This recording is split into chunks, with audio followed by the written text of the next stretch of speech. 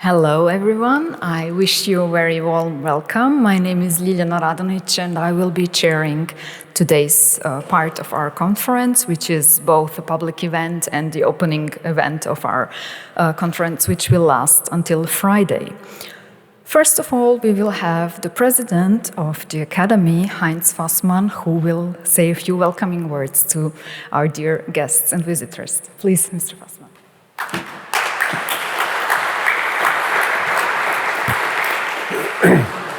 Yes, thank you, Ljiljana Radonić, dear guests, dear professors, dear directors, dear conference speakers and chairs. As the president of the Austrian Academy of Science, I welcome you to this important and impressive event that brings together scholars, practitioners, and activists from 5 countries. And I welcome continents. Oh, yes, that's continent. It's better. You are sitting here in the festival hall. That's the former Auditorium Maximus of the so-called old university. Don't look too much at the ceiling fresco. It's impressive. You can be lost and not hearing and listening what the speakers are telling. I thank the Vienna Wiesenthal Institute for Holocaust Studies, the niod Institute for War, Holocaust and Genocide Studies, and especially the Historical Dialogues, Justice and Memory Network for mobilizing such an international audience and thus supporting the Academy in bringing together perspectives from around the world. The critical confrontation with the past and the discussion about how past is represented, used and abused all over the world is of crucial importance, and perhaps today more than ever.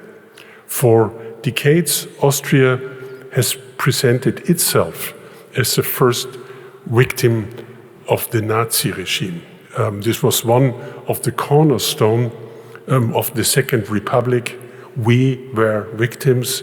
We have nothing to do with the Nazi regime. We were victims and not perpetrators. Vladimir Putin misinterprets history and argues everything is Russia, at least the Ukraine. Or Serbia argues in the context of the Kosovo, this is our land, historically, and we defend it against the Ottoman Empire and fight for Christianity. Time and time again, history is used to legitimize claims against others. But everyone uses only a small part of history, this part of history that suits their own needs and interests. And time again, the violent part of history is suppressed or glossed over or glorified as a fight for freedom, as it is now happened in the Middle East. I have great respect, therefore, for Ljiljana Radonić's work, which addresses the question of how states deal with the past, how they portray history, Holocaust and other genocides, wars, history or sexual violence and colonialism in museums and in other national narratives. This is the final conference. This is your final conference after a 5-year ERC project on Globalized Memorial Museums, and it takes place today. This project forms also the core of a separate working group in the Institute for Cultural Studies. The project has brought together excellent scholars from very different backgrounds, from Rwanda to Japan, from China and European countries, but it also integrated a scholar from the Ukraine at the worst possible time for that country being under attack. I hope that you all have enjoyed in working together with Ljiljana Radonić in a difficult time. This was a 5-year project, so it started 2020. You experienced the pandemic, you experienced the ongoing wars, and the most difficult topics you are dealing with. What I want to do is, I want to thank you. That's always the function of greeting words, to say hello, but also to say thank you. Thank you very much for the organizers of this conference. For the conceptual part, Eva Kovac is responsible from the Wiesenthal Institute, as well as Zuzanna Dziuban, correct? And Ljiljana Radonić from the Academy for the ERC project. And I have to add my thankful words to the organizational part. I have been told that our Academy staff was excellent. Caroline Hofer, Marlene Gallner, and the volunteer Laura Steinbrück. They have done a great job, so thank you very much. I wish you all, ladies and gentlemen, a fruitful and heated discussion, maybe productive misunderstandings, and maybe even new friendships across the continents and not only the countries. Thank you very much.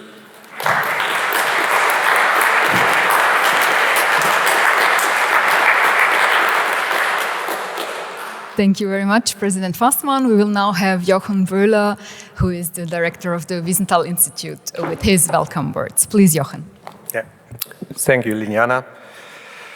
Dear Mr. President Faßmann, dear organizers of our conference, dear participants in whatever function, and dear ladies and sirs, it is with great pleasure that I attend the opening of the international conference Travels Beyond the Holocaust, Memorialization, Musealization, and Representation of Atrocities in Global Dialogue.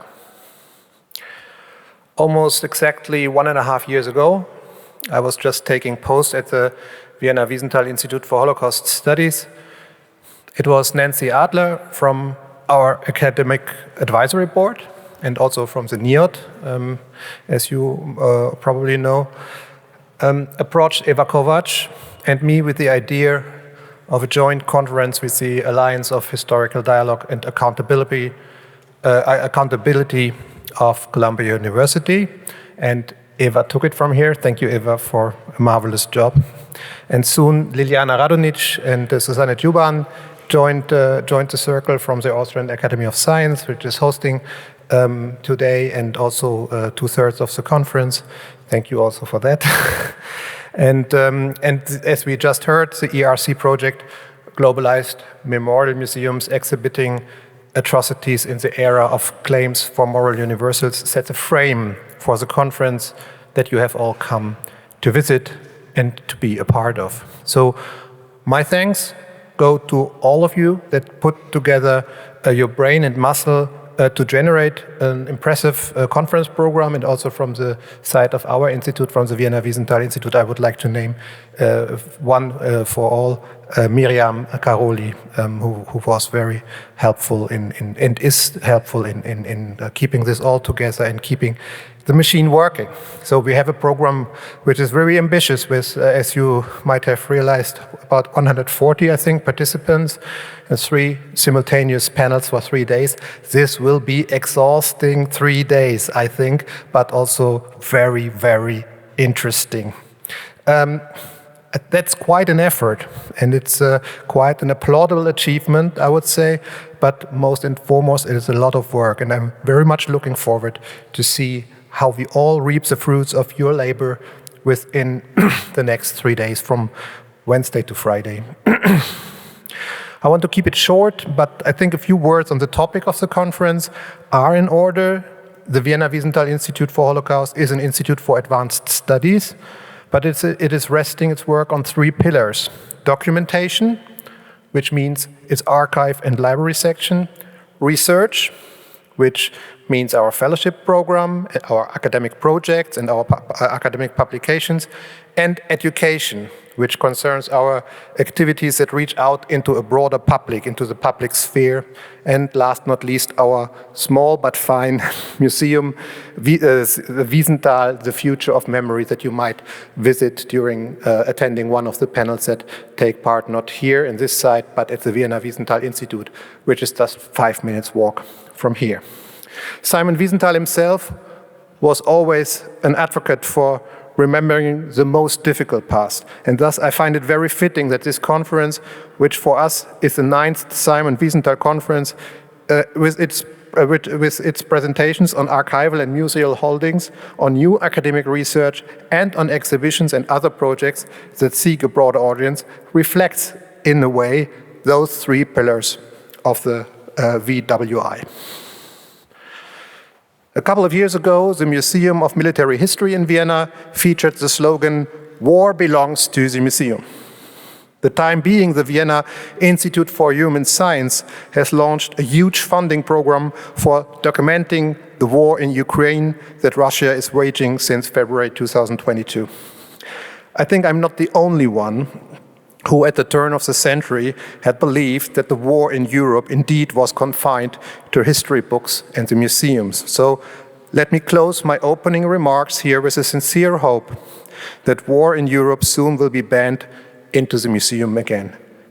Thank you very much for coming, and I wish us all a great conference, and as a starter, a great keynote lecture.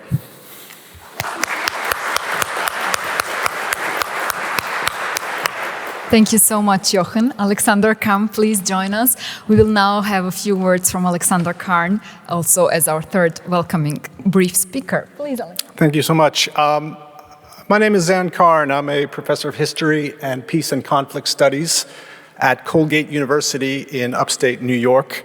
I'm also a member of the steering committee for the Historical Dialogues, Justice and Memory Network. I've been a member of that committee for 10 years now. And I'm serving currently as the kind of convener of the committee. It's a great pleasure to be here, and my job is primarily to say a few words of thanks. The network is able to put its name somehow on a program that others really assembled and did the heavy lifting to convene, and we're quite grateful to the committee, to Zuzanna Dziuban, Eva Kovac, Ljiljana Radonić, also to the fellow members of the network steering committee who worked on the call, who read and vetted proposals, and who helped with the organization of the program.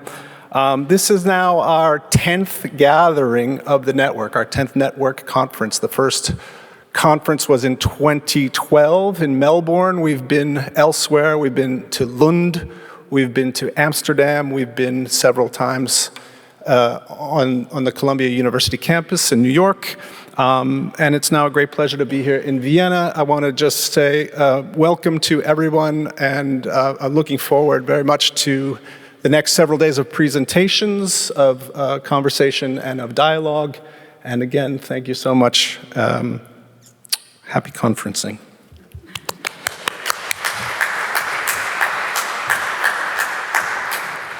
Thank you, Alexander. Thanks for helping us to bring together such an international crowd. This was, of course, the network's doing primarily. Okay, let me give you a few organizational remarks that are specifically for those of you who are participating in the whole conference throughout the week. I apologize today, those who only came for the public event today. I will be very brief, so it's just a few remarks. We will not take long enough to bore you, I promise. Okay, so please be aware that today's event is filmed, while photos will be taken during the following days. We already warned you in one of our previous emails about that. I hope no one is too bothered by that. The panels on 26 to 28 June are for registered participants only. I hope all of you who are taking part in the conference manage to do their registration downstairs. A very warm welcome again. Please, when you go to one of the 3 venues at the Vienna Wiesenthal Institute, please be there on time or before time, because there is a security check downstairs and you need to bring your ID. So this and the ID, and then you should be fine, but be always on time. Do not come late, please.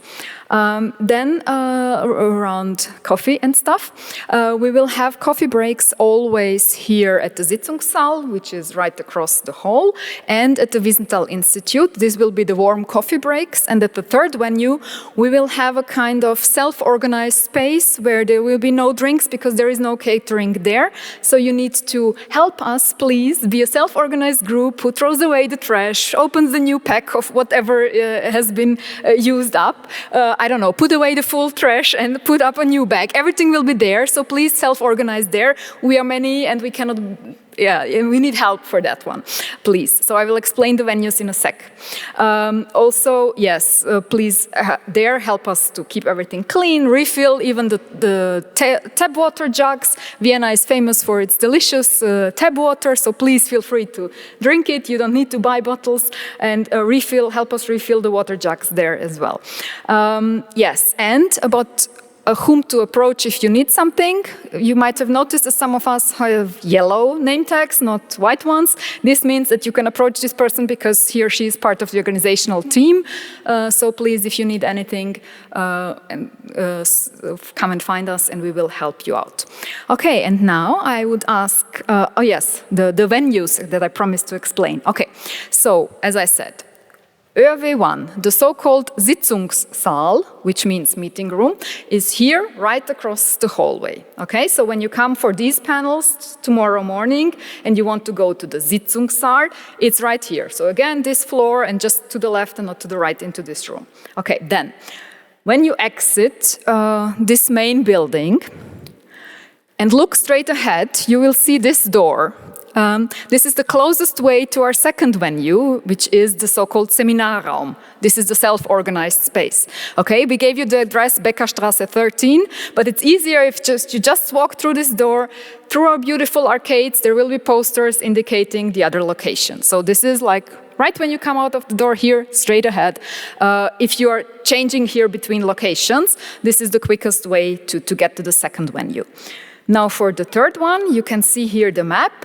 It is a 6 minutes walk from here to the Wiesenthal Institute. You all have those maps in your printed program, so you should not get lost. But just please make sure to be on time and to use the coffee break also for changing locations if necessary.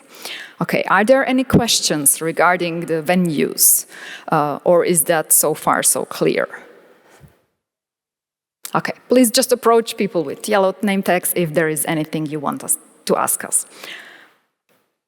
Okay, and the names have been given. No one from those who missed the first part when President Faßmann was asking them has joined the room so far, so please tell the others that they have been thanked by name twice, who are downstairs with the registration, unfortunately still. Okay, and now I would ask Eva Kovac. She's together with Zuzanna Dziuban and myself, one of the content-related organizers here. Eva, tell us how it all happened, please.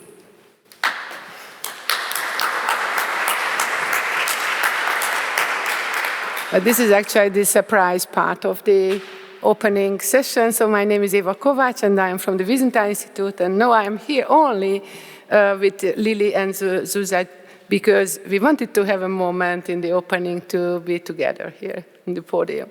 So thank you for making the possibility to do this. Yes, it's absolutely informal. Years ago, when the steering committee of the Alliance for Historical Dialogue and Accountability and I started dreaming about how nice it would be to make a joint conference in Vienna, I was very pessimistic because our institute would have been too small in every sense. And then I asked my good and old colleague and friend Lili Radonić if she would be interested in such an event. From that moment on, everything picked up speed and go off the ground. I have organized many conferences in my life, but none of them have been so smoothly, but indeed so professionally prepared like this, thanks to Lili and Zuzanna and the Austrian Academy of Sciences, my wonderful Wiesenthal team, and the great, beautiful network of AHDA. So I have to stress, because if you see the participants, then you will observe that it is not because of us. It's also because of AHDA. So our dream has now come true, and I hope that the conference participants will go home on Friday with the same feeling. I wish us all interesting presentations and inspiring discussions. Thank you so much.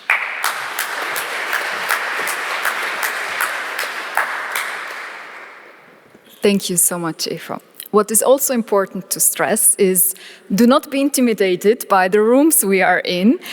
This is all about discussion, getting to know each other, learning from each other, maybe even, disagreeing on things, taking our time to discuss.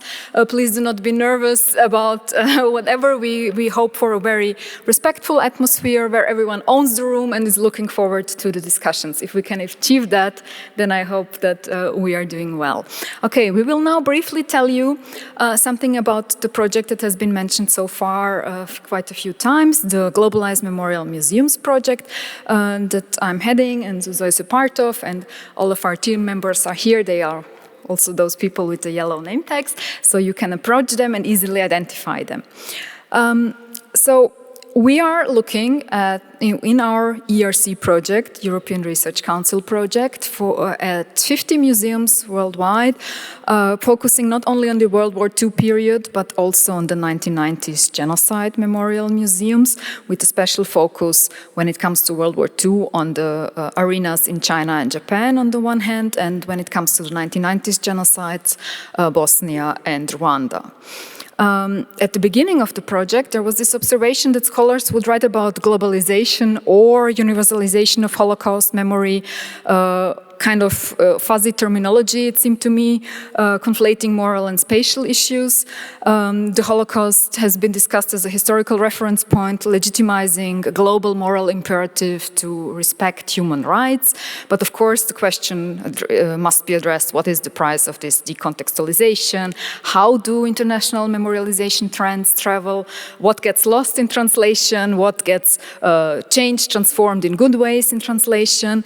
So the hypothesis at the beginning was that what is called globalization of memory is in fact several parallel, partially contrary trends. For example, there is clear reference that the US Holocaust Memorial Museum and Yad Vashem are addressed by the museums all around the world, often enough as role models. This means very, very different things, this being referenced. Reference for a more universal moral orientation, a focus on the individual victim, or aesthetic so-called standards for musealization. Then there is another trend, especially traveling from Germany and recently also, as President Faßmann told us, from Austria, negative memory, meaning self-critically confronting the crimes committed by one's own community, not suffered by one's own community. And some interesting examples come maybe from interesting countries when memorial museums get inspired to tackle complicity, collective self-victimization, and externalization of responsibility. For example, look at those three photos from Hungary, from the Holocaust Memorial Center in Budapest, where we see very rare images, especially for the post-socialist context, of population as perpetrators, even women as perpetrators, even a rarer image. So this is a trend that we see traveling a little bit, but not so much. Trends 1 and 2 can be found beyond World War II museums. For example, here we have a PhD student working on Rwandan memorial museums. He brought us photos, for example, here from the Kigali Genocide Memorial, where you see the already shown resemblance, like private photographs arranged on a wall-high installation. But there is a second trend present in Rwanda, which is the exhibition of human remains as well, and also the inclusion of mass graves as parts of the memorial site in status of being open and exhibited as such. So we are also interested in all those materialities, human remains, and the so-called forensic turn, which Zuzanna will tell us more about in a sec. The investigation of bones and other material evidence of atrocities. This is, for example, how Sobibor looks like after the remains of the gas chamber were discovered in 2014. So we are wondering, how do those things around the globe, those developments interlink? Thus, we are not only interested in how some trends would travel from Holocaust museums to other World War II sites, be referenced there in a wide range of ways, but also how they traveled to the sites of the 1990s genocides. I can tell you for Bosnia, for example, there is all kinds of references and every museum is totally different. Every one of the memorial museums devoted to the 1990s wars takes a different approach. They all reference the Holocaust, but in completely different ways. We will hear about that more later. And especially we are interested in what kind of influences are there from the 1990s genocides, musealization that impact the old sites of the Holocaust, for example, in Central Europe. Is this a Western or Eurocentric projection, one might ask? Well, the starting point is that there are explicit references that the museums make themselves. For example, the Memorial Hall of the Victims in Nanjing Massacre, there the architect and the curator call Holocaust Memorial Museums and Yad Vashem explicitly as their role models. And then we are interested in what does that mean? How do they break it down? What impact does that have on their exhibitions? You will hear about more of that in our East Asia panels. And then, for example, the Kigali Genocide Memorial in Rwanda, they insisted that the Holocaust musealization experts from UK, from the so-called Aegis Trust, should come and do their exhibition about the Rwandan genocide. So the curators tried to refuse, but they were at the end, at the third attempt, convinced to do it. With the effect that in Kigali we have on the ground floor an exhibition on the Rwandan genocide, whereas on the first floor we have an exhibition on the Holocaust, on the Balkans, as they call it, on Namibia, and so on. So there is a huge travel of tropes and content happening here.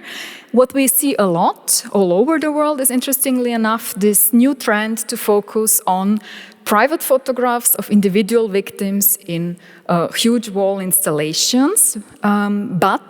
So there is a change from, not everywhere, but a trend, let's say, to transform from exhibiting photos of heaps of corpses, for example, or anonymous masses of people, to including individual victims. But this means a broad range of approaches, from merely the privately taken photographs and the names of the victims, something that does not give us a lot of biographical information yet, to, on the other side of the range, like a combination of everything one has on one person. A personal object, a short biography, a photograph, all this combined into a very individualizing approach. It is a very strong tool for evoking empathy.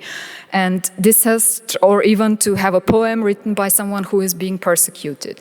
So this is the broad range that we see found in many, many, many museums that we hadn't expected as such a broad travel. So can we say that Holocaust museums serve as role models? Well, in aesthetics and musealization strategies, yes, both on the explicit and on the implicit level. The individual testimonies, photographs, biographical objects of ordinary people, so to say, not of heroes, martyrs, have been used as a strong museological tool and have often replaced, as I said, photographs of anonymous heaps of bodies or anonymous masses. But let's say that there is a kind of download of these templates taking place that can go anywhere. We have found examples of the most unthinkable references to the Holocaust that can be used for almost any nationalist purpose that is actually turning out to be the opposite of the initial reference that where it was first applied. So to sum up my part, this word Holocaust template, I have been circling around it, introducing it and fighting with it, so to say. We can say that there is a globally omnipresent positive and negative references to the Holocaust, which in itself at first doesn't mean nothing. It tells us nothing if this is a critical exhibition, if this is something that challenges, discusses dilemmata, or just is a nationalist, black and white, straightforward, very simplified narrative. So the Holocaust references can be used for any of those approaches, interestingly enough. So in some cases, we see that Holocaust museums serve as best practice examples for exhibiting one's own suffering. For example, at Srebrenica, they would never say that we suffered a new Holocaust, but they would use shoes, for example, a very known motive, for completely different stories to tell that are not used in the sense of suggesting, as others do, that we are the new Jews of today, as we can find this argument in some other Bosnian museums, claiming that in the 1990s we became the new Jews and the Serbs are the new Nazis and fascists. So this is the broad range we are interested in of all possible and impossible references. But before we open this up and move away from the travel of the Holocaust to the travel of the comfort women, which we will hear about more in our keynote soon, I would ask now Zuzanna to continue with her part of our project presentation. Please, Zuzanna.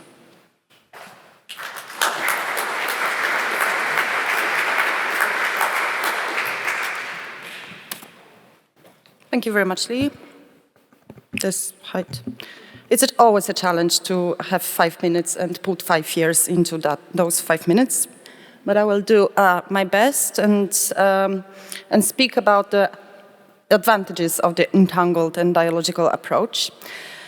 Because in our comparative take, filtered through, amongst others, the lens or the prism of the so-called forensic turn, allowed us to identify also important gaps and blind spots in the existing approaches to and knowledge about memorialization and musealization of political violence.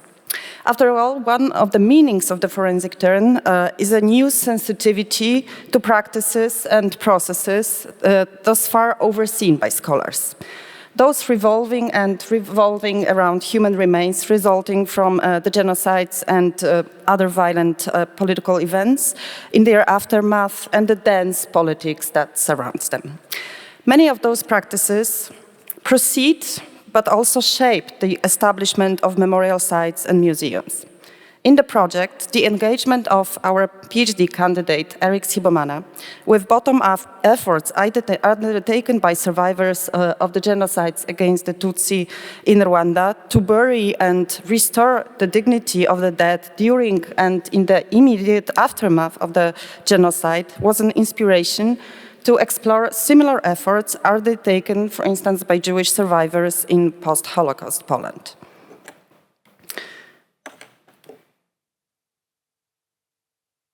One picture is missing. Okay.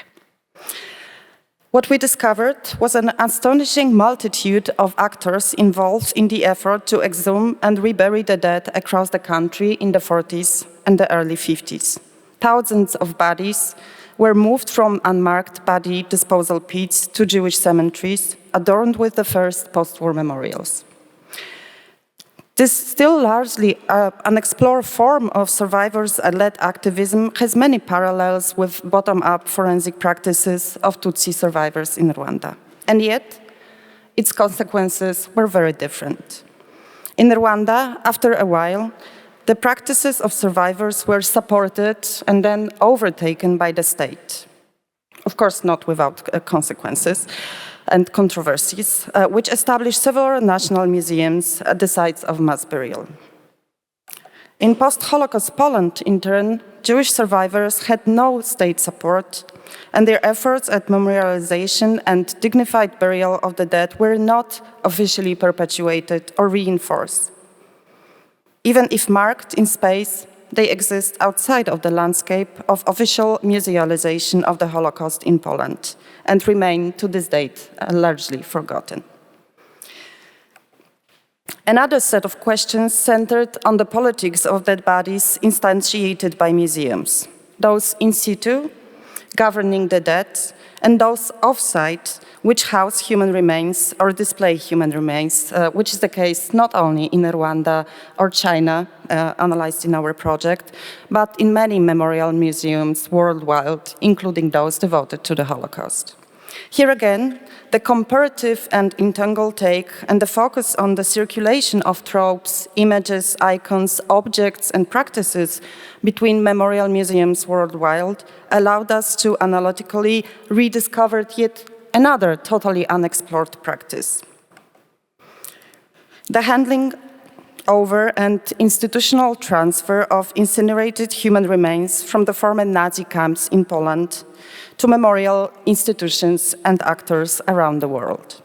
While both examples that I'm showing here come from Japan and date back respectively to the 60s and the 80s, the practice developed in the immediate post-war period and was of a massive scale.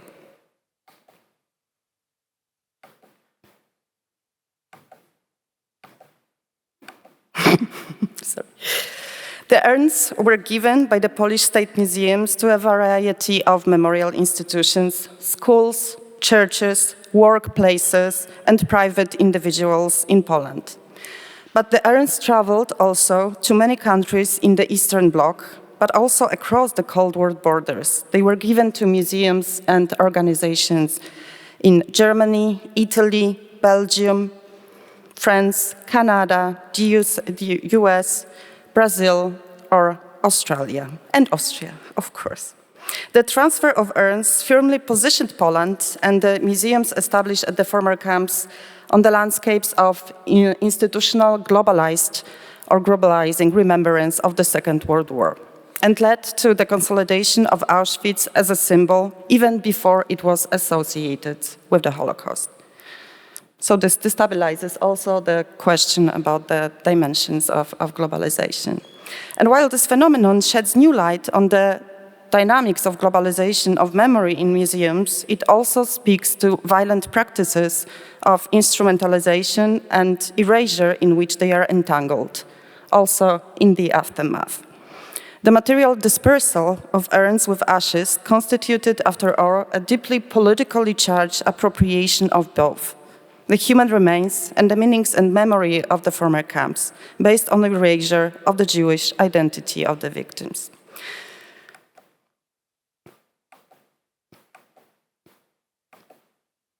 Perhaps unsurprisingly, the question of violence in, but also of museums, memorial museums, as an institution, emerged as a center outcome of our project. And we have discussed this question, bringing it together and tying it with the question about post-colonial and decolonial practices in museums in our special issue, Displaying Violence, which was published in 2023 as one of the outcomes of the project. Thank you very much.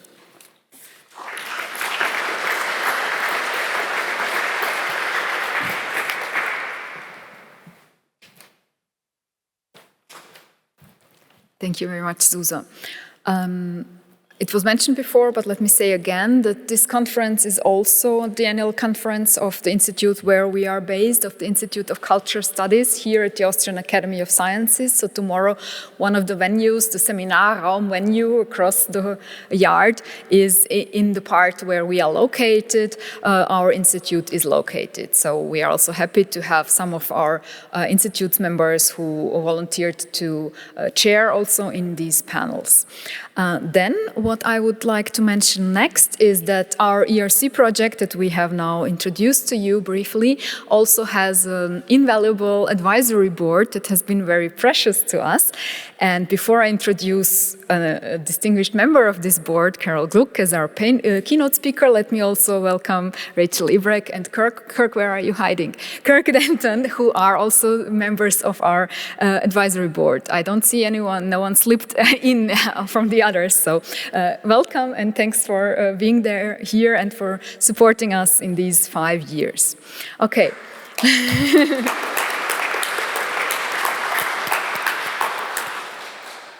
Now we will have our dear keynote speaker, Carol Gluck. She is the George Sansom Professor of History at Columbia University. She specializes in modern Japan from the late 19th century to the present, in international relations, World War II, and history writing and public memory in Asia and the West. She's a fellow of the American Academy of Arts and Sciences and the American Philosophical Society, the former president of the Association for Asian Studies, currently co-chair of the Trustees Emeriti of Asia Society, and member of the board of directors of Japan Society. She's a founding member and now chair of Columbia's Committee on Global Thought. She's also, as I said, an invaluable member of our project advisory board and has in the past 5 years become a dear friend, and we are happy to have you again here. Thank you so much for supporting us. Her recent publications, or the books that I would like to point out, especially are the 2017 book, Thinking with the Past, the Japanese and Modern History, and something that is forthcoming, Past Obsessions, World War II in History and Memory. Please, Carol, the floor is yours.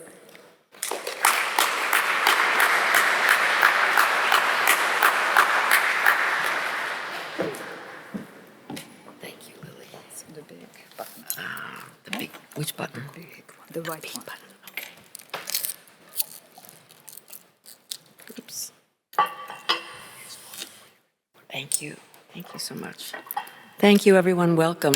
It's wonderful to see this really large and ambitious project come to an end with so many good papers that I only wish were not being delivered side by side so that we can't hear them all. My topic today is one that's very familiar, I think, to many of you. Relates to the fact that during the second half of the 20th century, a set of memory practices, politics, attitudes, and expectations evolved into a kind of global memory culture, much of it emerging through memories of the Second World War, actually, and the Holocaust in particular, as Lily's just shown. Here, I use the comfort women, those are the sex slaves of the Imperial Japanese military in wartime East Asia and Southeast Asia, as an instance through which to view the way public memory moves, mobilized and mobile across time and space. And I have 4 aspects I'd like to touch on. First, how the comfort women themselves moved into public memory in Asia and the world during the 1990s.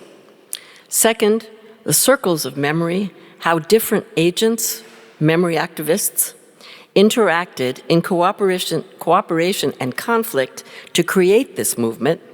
Third, restive memory, how the now famous statues of the comfort women moved around the world as migrating materialities saturated with local meaning. Fourth, the global memory culture itself, and how the memory of the comfort women reflected and refracted its memory practices. First, the comfort women moving into memory during the 1990s. It had to start with breaking the silence. The comfort women had never been a secret. People knew about them in Japan and other places, but a combination of factors kept them out of public memory. For example, familiarity blindness, as I call it, such that the Allies did not include the comfort women in the post-war war crimes trials of Japanese leaders. Why? Because military brothels were completely familiar and accepted by them.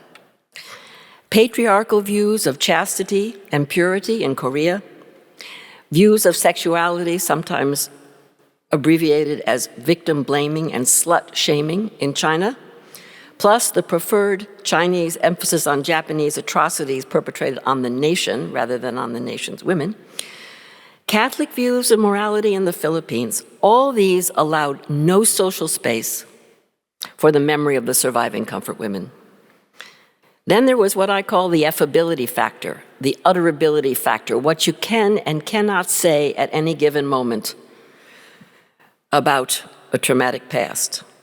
Because of the shame and the trauma, the comfort women kept their silence for nearly 50 years. Until 3 South Korean former comfort women came forth and told their stories in public in 1991. And how did that happen? Well, a convergence of factors that were neither predicted nor controlled And these included political democratization in South Korea in the late 1980s, growing feminist concerns with sex tourism and trafficking in East and Southeast Asia, post-colonial anger at Japan's imperialist and wartime oppression in Korea, and the willingness of elderly women to break their silence in a social context of people finally willing to hear their stories and help them seek justice so long denied. And then there was the post-Cold War pressure from Asian nations on Japan to confront and acknowledge Japanese wartime actions in Asia rather than focusing solely on the memory of the Pacific War between the US and Japan. Japanese memory activists made common cause with their Asian counterparts to focus on the plight of the surviving comfort women. The Serbian rape camps in another part of the world, in Bosnia, during the war in the former Yugoslavia in the early 1990s, brought sexual violence at war to the fore around the world amid increasing international attention to the human rights of women, symbolized by the 1995 Beijing Women's Conference, and continually addressed during these decades by the United Nations Human Rights Council, with ensuing changes in international criminal law regarding rape and sexual violence as weapons of war.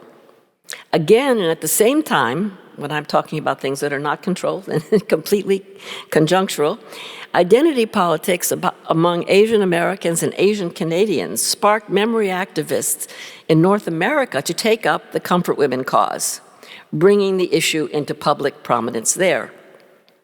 It also helped that the vehement rejection by the Japanese government of any coercion in the recruitment of young women into sexual service only fanned the flames, proving the uses of denial in keeping memory on the move. So there are even more factors than this, but I think you'll see what kind of happenstance occurred that enabled the comfort women to move into memory. They moved in multiple orbits with ricocheting velocity and with diverse, even conflicting goals and motivations. But the result was that the brutal suffering inflicted on tens of thousands of young women across wartime Asia had become a widely traveling trope for sexual violence against women in wartime. It had taken, said a leading Japanese feminist, 50 years to change the shame of women into the crime of men.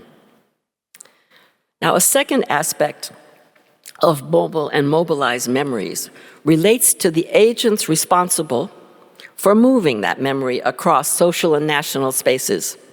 These memory activists, as I define them, include any group, primarily but not always outside the state, that seeks to influence the prevailing narratives of particular pasts, whether by correction or revision, by expansion or inclusion. And their combined convergence, or cacophony, can prove decisive in effecting change in public memory. And I like to oversimplify and situate the memory activists responsible in the case of the comfort women moving into memory, schematically in 5 circles of memory. The first circle were the victims and their advocates. They are the ones who initially brought the issue to wider public attention. After the first former comfort women told their stories in 1991, scores of others in several countries created a public archive of testimonies that provided a powerful evidentiary record of the comfort women's system in which they had been ensnared. In 1990 in South Korea, an organization mobilized on their behalf as the Korean Council for the Women Drafted for Military Slavery. At the same time, Japanese lawyers, scholars, feminists, and journalists raised their voices to demand justice for the former comfort women. Now, this emergence during the 1990s of what later came to be called the comfort women redress movement occurred primarily in regional context. First South Korea and Japan, then Taiwan, the Philippines, Indonesia, where former comfort women came forward and local organizations, civil society organizations, not the state, formed to support them in their quest for justice and recognition. The second circle is different. This was where international activists, professionally and personally committed to advocating for the human rights of women, having learned about the comfort women from the public work of Asian activists, now sought in the West and other places, and these were legal scholars, jurists, feminists, human rights organizations, they sought to identify the comfort women as an egregious past example of the violations of human rights that they were seeking to address in the present, including trafficking and sexual violence and war. In the mid and late 1990s, investigative reports by the International Commission of Jurists and 2 separate United Nations rapporteurs were among the first to use the term wartime sexual slavery to describe the comfort women, a term to which the Japanese government still to this day vociferously objects.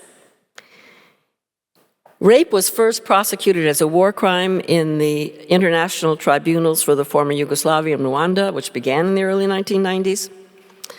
The comfort women were repeatedly evoked in all the legal arguments for making rape a crime against humanity, a landmark legal change that did occur in the Rome Statute for the International Criminal Court in 1998. So this second circle of memory revolved around international and transnational human rights discourse, the United Nations, and international law. Asia and the former comfort women themselves were less a focus of these activists than an example of the outrages committed against women in the past, which they wanted to prevent now and in the future. The third circle differed again. Here, the agents of mobile memory were diasporas in action. As I mentioned, Asian Americans and Canadians, and later others in Australia, Germany, and elsewhere. Most North American participants in the redress movement were of the second and third post-memory generations, not themselves immigrants.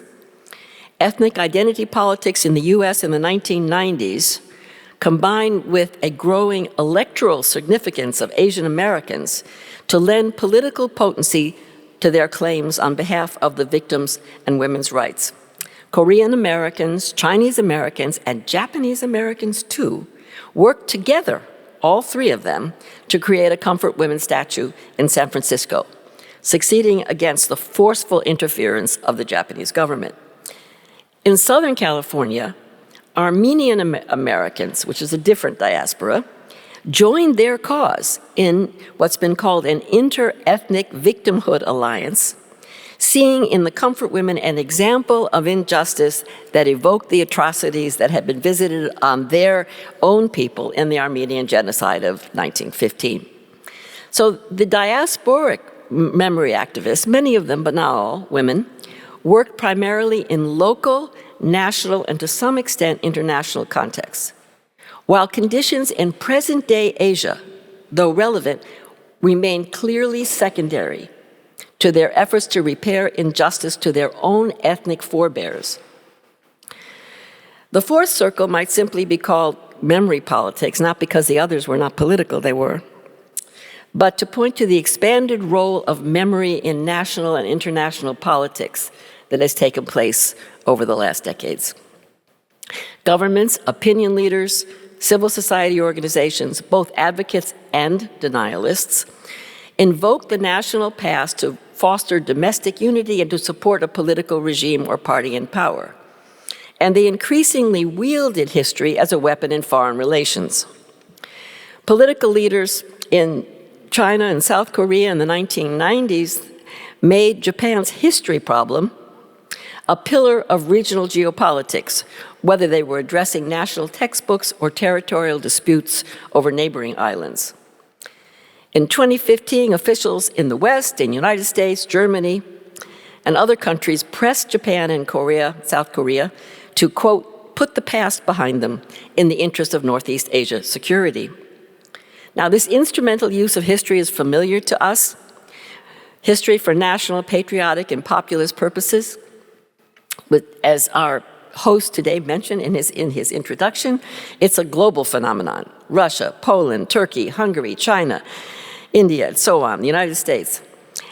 And after the end of the Cold War, World War II, not just all of history, World War II became the consuming focus of national memory and regional geopolitical contention in East Asia and Eastern Europe, and you don't need to mention Putin's use of war memory in his invasion of Ukraine. So in making the comfort women issue a geopolitical focus between Japan, Korea, and Japan, China, and South Korea, these agents of memories were less motivated by the violation of human rights or even the plight of the former comfort women than they were by the uses of the past as a means for national, usually nationalistic ends. That was their concern. The fifth circle is the space of global memory, where tropes traveled as if unmoored from their historical time and place of their origin, such as Lily referred to. This is not quite the same thing as memories crossing national borders. In the case of the comfort women, it was often rather like the shedding of historical context in favor of abstract principles or values. The global memory activists in this circle, the global memory circle, were diverse, but they tended to present the comfort women primarily as an instance of the violation of the rights of women, or in terms of sexual violence, wartime rape and trafficking, because they were intent on avowing, or at least implying, the universality of the principles transgressed by the comfort women's system. Like slavery itself, which once some people might have thought acceptable, military brothels, for example, were now deemed immoral, illegal, and criminal in the context of contemporary views of human rights and international law. So these are the abstract principles. And this indeed became the traveling trope of the comfort women. The refusal of the Japanese government to admit coercion and wrongdoing was significant but secondary. And the colonial context, so important to South Korean memory activists, was often remote, unmentioned, or even unknown to the agents of comfort women memory in other places.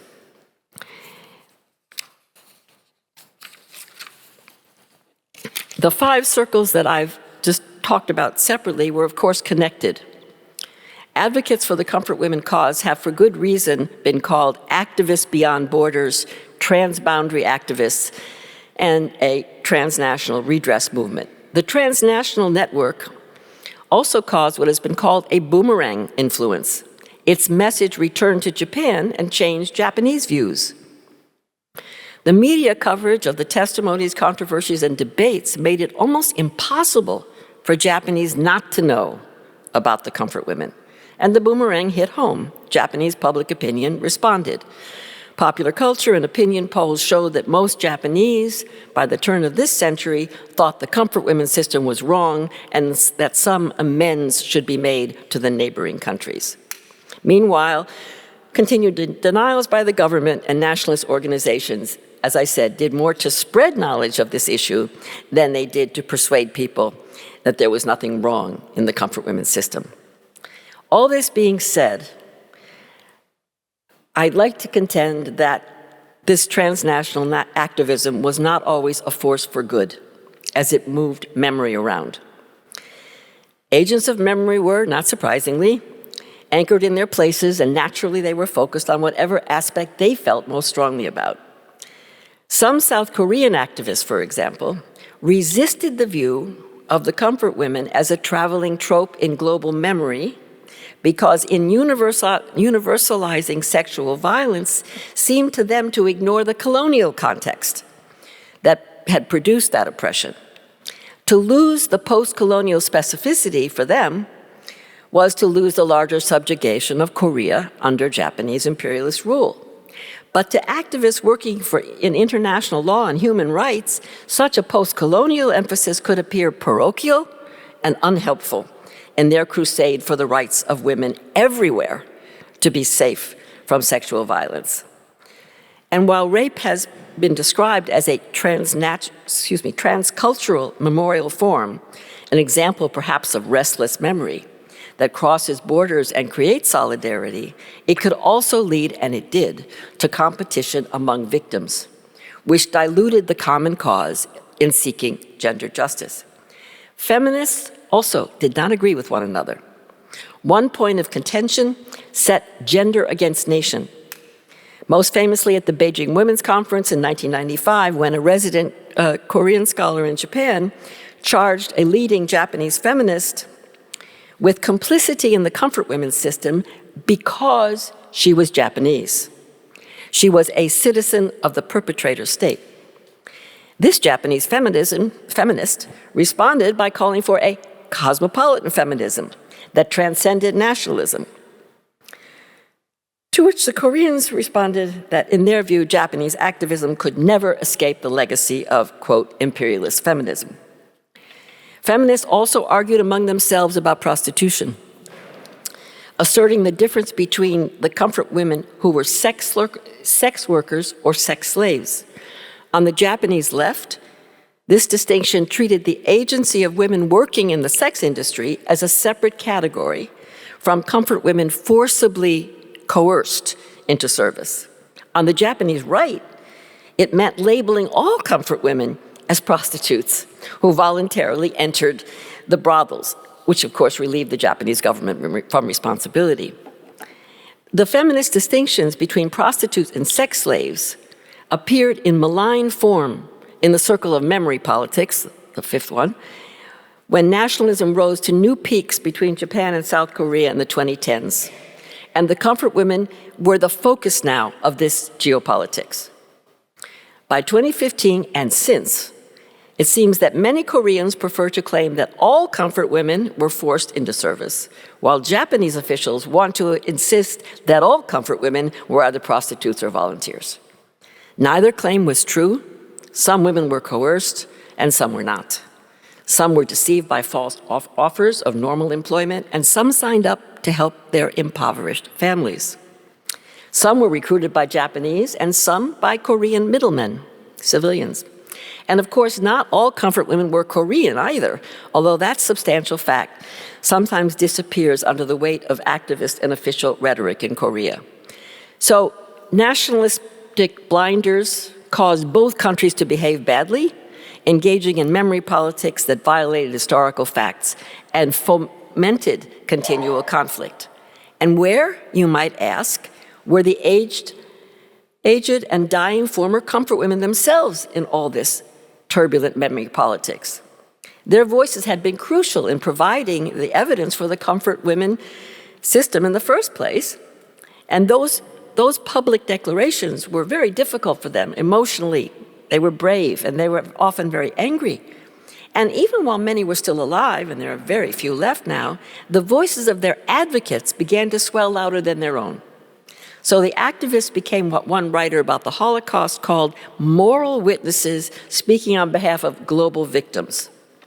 Now, nearly all comfort women activists in every country embraced and cared for the surviving comfort women, the Korean grandmas, the Filipino lolas, the Taiwanese amas, as they're called.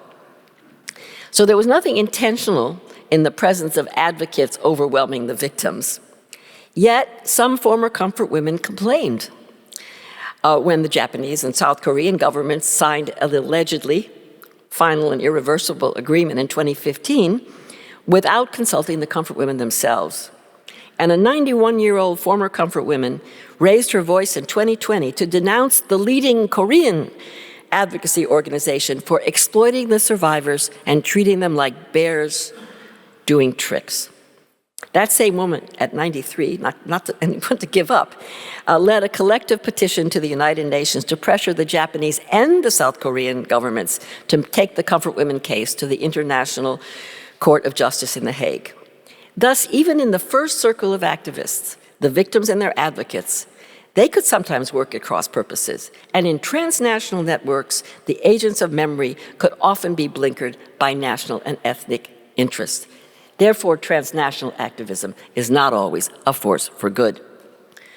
Now, the knowledge and acknowledgement of the experience of the comfort women, which traveled so widely in the 1990s, was joined in the 2010s by the statues of peace that transited the world as migrating materialities, a restive memory that has become the main figure in an iconography of the comfort women and my third aspect of memory on the move. Now, there are also museums, of course, 9 of them at last count, the first in South Korea in 1998, and others in Japan, and in the Philippines, in Taiwan, and China, where one opened in 2015, and an actual former comfort station in Nanjing.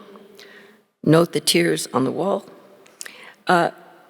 These are memorials. There are also, memorials with plaques. The first in the United States, in New Jersey in 2012, and there are many, many works of visual art, photography, plays, films, and novels in a number of languages. But it is the statues that have become the most prominent material mover of comfort women memory. Now, the first statue of peace, in Korean the term is Statue of Young Girls for Peace, was erected in 2011 in front of the Japanese embassy in Seoul, make the point, South Korea, on the occasion of the 1,000th demonstration on behalf of the comfort women, which have taken place every Wednesday since 1992 and still continue today. Now, it's a statue of a young girl seated on a chair, looking determined, her fists clenched, a bird on her shoulder, suggesting her spirit, usually. Next to her is an empty chair, and beneath is a shadow outlining an elderly comfort woman, honoring those who came forward with their stories. In cold weather, people placed woolen hats and scarves on the girl, and flowers and other things at her feet. The Japanese, in turn, placed political surveillance. It is hard not to feel drawn to this statue, and that's the affective point. Affective. It's an emotional point, and not an aggressive one. Compared to this is the statue outside the museum in Nanjing. This is the only statue of this sort, which does not, this is actually based on a photograph of a pregnant South Korean comfort woman, and all the others are of young girls, and this shows, I think, the part of the Chinese view of the comfort women, but it's an anomaly. And actually in the museum, there's a bust of a woman that has water running down it, and the visitors are invited to wipe the tears off her face. Now, replicas of the statue that's become iconic are found around the world. The largest number in South Korea, they're a little bit different, some of them. Here's one. Here's another. This was an installation in the streets of Seoul. And at least 6 in the United States. That's the first one, actually, 2013. Someplace in Michigan, I know not where. And others in Canada, China, Australia, and Germany. Some, such as those in Manila, Atlanta, Georgia, and elsewhere, were either removed or displaced as a result of pressure from the Japanese government, which routinely objects to every statue. It's policy. The statue erected in Berlin in 2020 still stands, but against continuing Japanese protests. This is contemporary now because they're trying again to get the statue removed. And just the other day, a statue on the Italian island of Corsica was dedicated amid objections and squabbles, objections by the Japanese ambassador to Italy. He wants to have the inscription changed. And you can see it's the classic statue on the beach there, in front of the beach.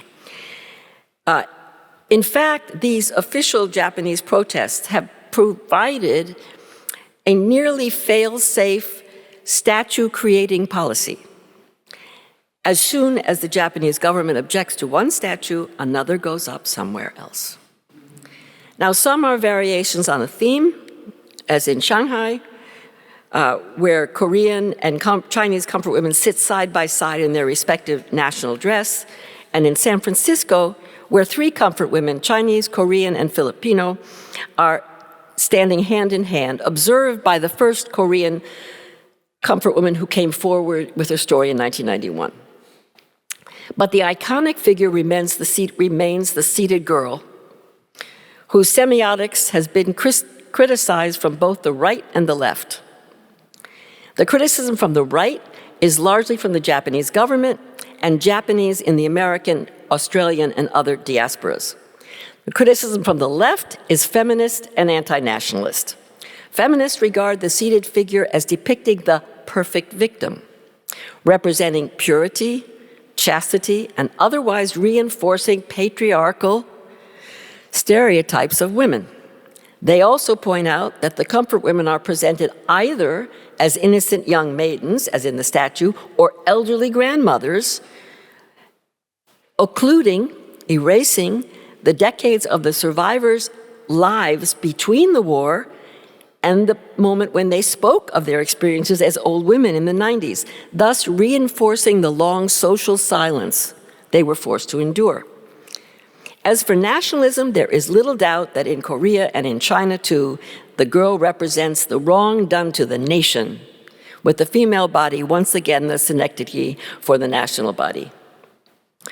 Now, despite the global transit of the comfort women statues, their meanings are always quite local. The localization begins with the motivations of the activists and the communities that erect the statues. Korean Americans were the moving force behind many of the US statues, though often erected with community cooperation, usually in support of gender justice. Korean Germans, or as they put it, a German-speaking group interested in the history and culture of Korea, erected the statue in Berlin. And the most recent statue in Italy the other day was actually given by that Korean advocacy organization from Seoul. It's not only the motivation of the statue supporters, but also the understanding of the meaning of the statues that changes with the local context. And this is something that Lily alluded to when she said that the narratives can mean, or the Holocaust template can mean something different, often in different places. As an example, I don't have an example of the statues. I want to take an example because I know Kate McGregor is here and she's written so beautifully about this. There was a 2009 Dutch photographic exhibit of the faces of former Indonesian comfort women, a large photographic exhibit. And it traveled from the Netherlands to Indonesia to Japan. So it was in 3 different venues. And in 2010, the Netherlands, 2010 to 12, Indonesia, 2015 in Japan. And in each country, unsurprisingly, the visitors understood the powerful photographs of these old women in terms of their own memory context. So the Dutch, it evoked their family memories of the suffering that they endured in the colonial Indies under the Japanese occupation. Indonesians were as likely to think of the raw memories long denied of their own government mass killings of 1965. And the Japanese, in order to counter the constant Japanese official denial of sex slavery, they added, oops, going wrong way. The Japanese, what did I do? I went all the way back. Am I still going back? How do I go forward? Sorry.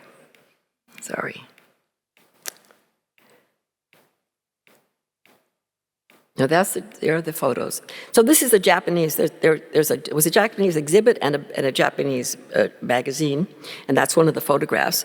And what the Japanese did in the exhibit, this is in that same museum that you've seen a couple times in Tokyo, the Women's Active Museum.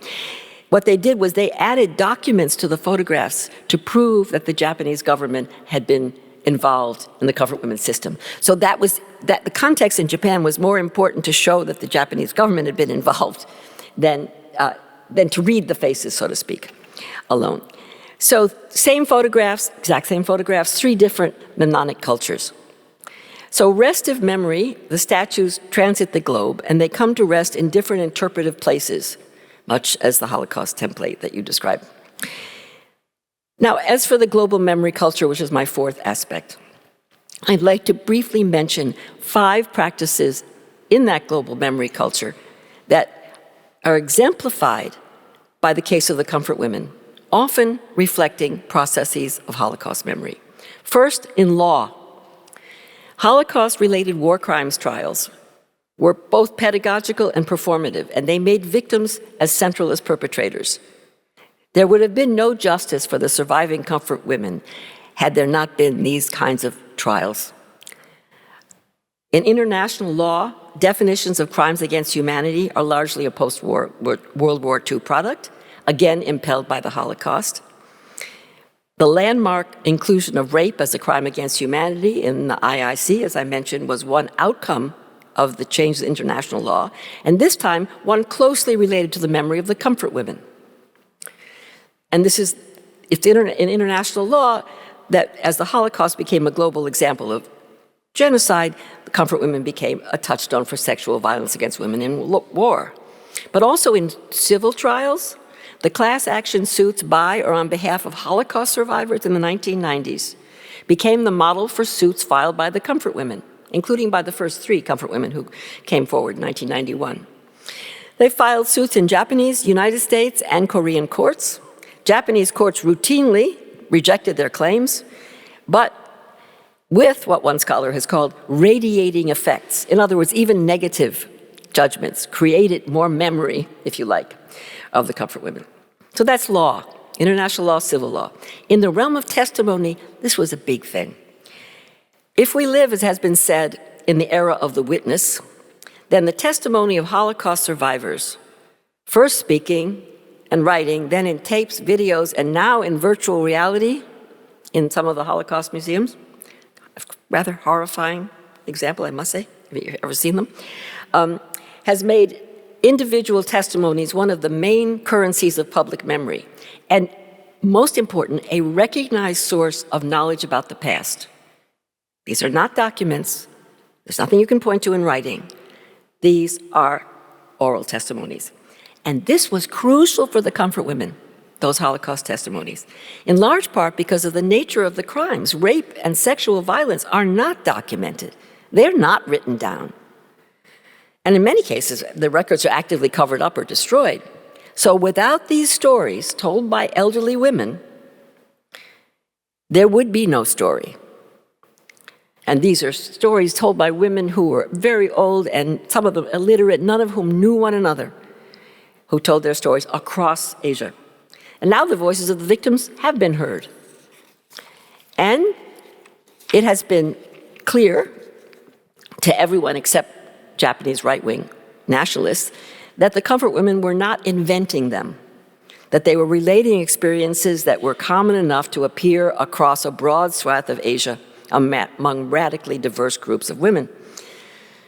And it was clear, too, that the Japanese government's insisting that these testimonies were unreliable was not going to be accepted. Now, this is an epistemological change in global memory culture. It's a renewed respect for testimony, which has amounted to a change in our modern, post-19th century way of knowing the past and enabling us to do justice to it. So law, testimony. Third is rights.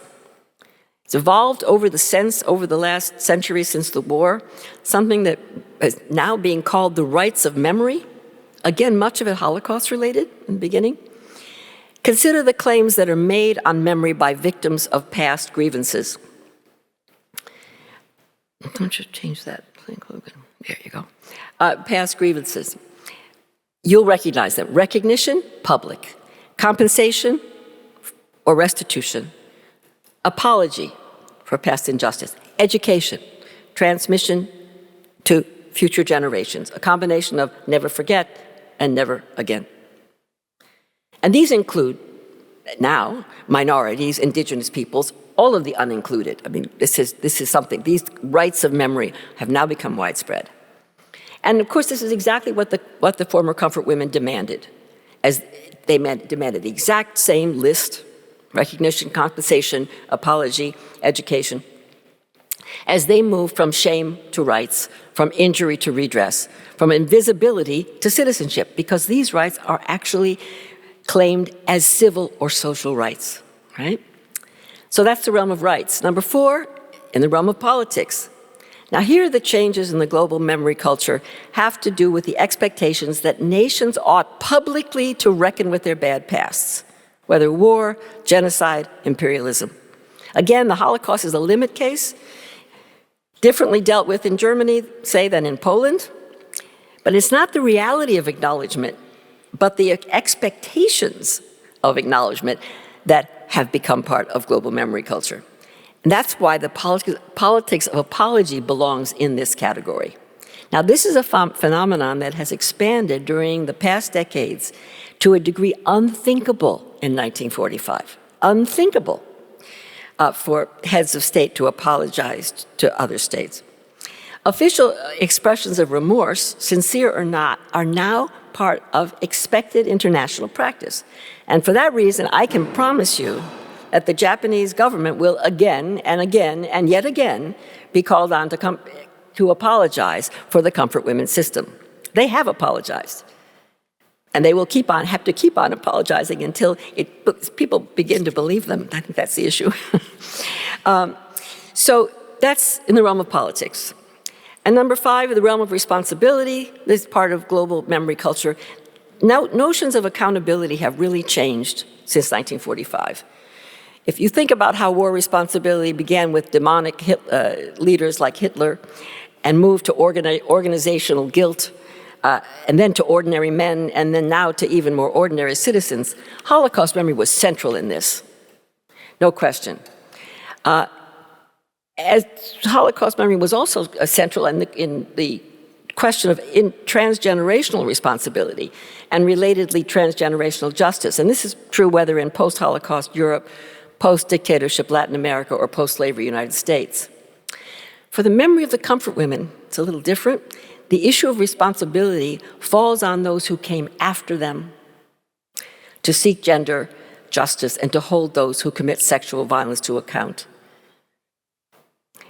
In these 5 areas of the global memory culture, law, testimony, rights, politics, and responsibility, Holocaust memory may have created the template for remembering dark past. And the former comfort women are among many who benefited from the template, even though the content was irrelevant, if you like, or contradictory or unrelated. In my view, this is less a case of multi-directional memory in which the historical Holocaust appears relevant to situations at other times and places. I see it as a spread of practices and values of the global memory culture that emerged in the second half of the 20th century. Much of it related to the Holocaust, but not exactly about the Holocaust. In fact, not even at all about the Holocaust. In conclusion, just a word about the afterlives of the memory of the comfort women. First of all, the comfort women, this is a question of beyond living memory. The comfort women, like Holocaust survivors and other wartime generations, have almost entirely passed away. Post-memory and prosthetic memory carried Holocaust and other memories forward 2 or more generations by now. That cannot be the case with the comfort women. Their memory will have to be maintained by people without any direct relation to them. And that was because of the nature of their suffering. We all know that Holocaust memory itself is fading. The polls show it in the United States, in the UK, and other countries with horrible examples, people thinking Auschwitz is the name of a beer. The citizens of Hiroshima bemoan what they call the hollowing out of the memory of the atomic bombs. Millennials and Gen Z constitute more than 40% of almost 50% now of the American population, and most of them cannot name the allies and the enemies of the United States in World War II. So there's no context there. States and communities try to fix memory, nail it down in the form of monuments, museums, and ceremonies, but meaning keeps moving. As one historian wrote of Holocaust monuments, never again quickly becomes, meet me there for a drink. What will become of the comfort women statues? Will people put wool caps on them in the winter? Will they connect this virginal girl to repeated rape and violence? Banalization, normalization, neutralization, these are all words used to describe the way meaning leaches from material pasts. Dark tourism, reconciliation trips, travels to sites of memory are as affected by the narratives people bring with them as by what they see, as the records of the high school student visits to Auschwitz make all too clear. And those narratives keep changing even if the sites do not. Then there are the obstacles to the past, and in the case of the comfort women, so far it's nationalisms that are doing the greatest damage. The comfort women are wielded instrumentally by one Asian nation against another, which is memory politics, but no guarantee of memory. The profound stickiness of gender norms also stands in the way of making a better future out of this particular bad past. Sexual violence is hard to deal with, and not only for men. Nor is it easy to cope with the idea and reality of genocide, as we are seeing yet again today, or anti-Semitism. Memory keeps on moving, yet traces of the past remain, which is why the palimpsest and forensics are so often a metaphor of choice in memory studies. And what about memory studies? What is our task and what is our mission? Like many of you, I suppose, I consider myself a memory activist. That's how I got into this business, trying to make public memory more responsible, truer to history, in the name not of the past, but the future. Then what is our obligation to post-Holocaust past? I think we now know that never again means likely ever again, so that our work relates as much to the way memory is on the move in the present as it does in relation to the past. And here I think there's a lot we can do together this week and afterwards to understand how current musealizations and memorializations of atrocity can help us to make memory more forward-looking as it continues to move. Thank you.